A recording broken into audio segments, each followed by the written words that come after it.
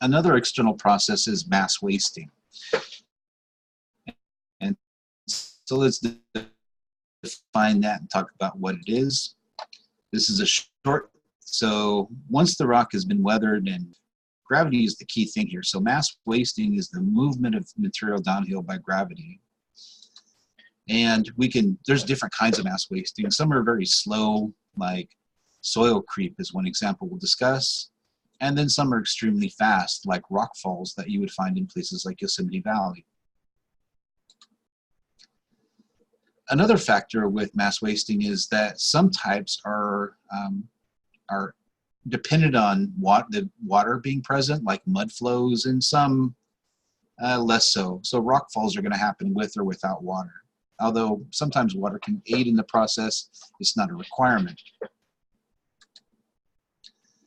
And one reason for water being important is that it affects the structure of loose material. So if you've made a sandcastle at the beach, you may notice that there's a difference between using dry sand, sand that's a little bit damp, and sand that's completely saturated, that these are going to have different properties of their ability to be cohesive.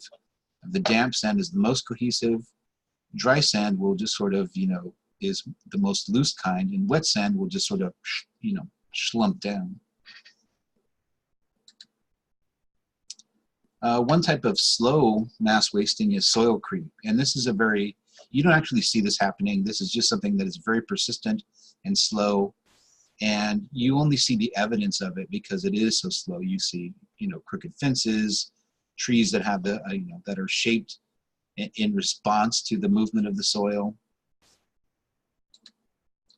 So here, this fence that's sagging down is an example of evidence of soil creep happening on this hill slope near San Jose. On the other extreme, we have sometimes very fast events, and the fastest of them all are rock falls.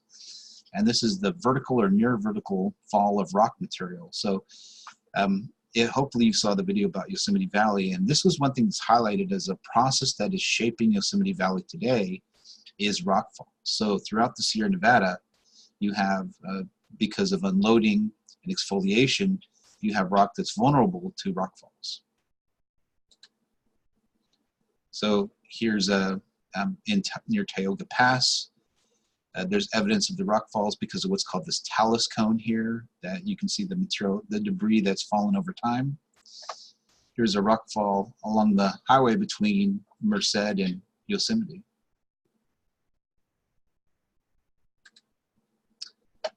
Another type of, not as fast, but fast type of mass wasting are landslides. And this is a general term for a sudden sliding of material downhill, also called a slope failure.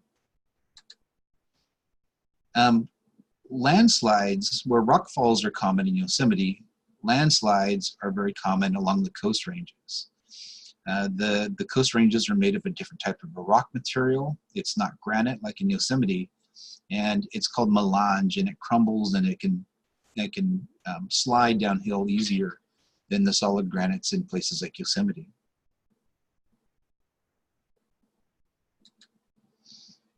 Another type of flows are fluid-like movement, and this happens, when you have a rainstorm after a fire, and there's not that much vegetation to hold the ground together.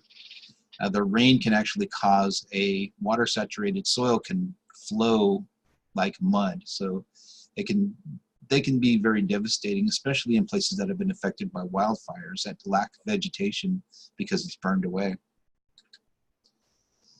You can divide these into a couple of types.